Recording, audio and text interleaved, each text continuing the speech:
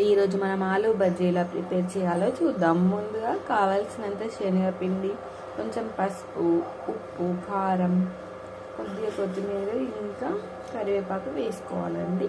ఇవన్నీ వేసుకొని వాటర్ కొద్దిగా వేసుకుంటూ కలుపుకోవాలి. ఆలూని స్లైసెస్గా తీసుకొని ఇలా కడుక్కొని పక్కకు పెట్టుకోవాలి.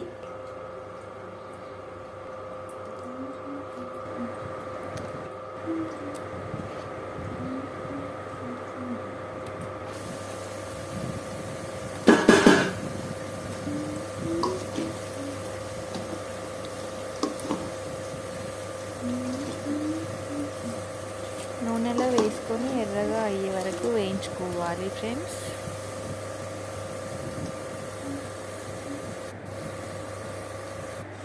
ఫైనల్గా మనకు ఆలూ బజ్జీ అయితే రెడీ అయిపోయింది ఫ్రెండ్స్. చాలా అంటే చాలా బాగుంది, క్రిస్పీగా.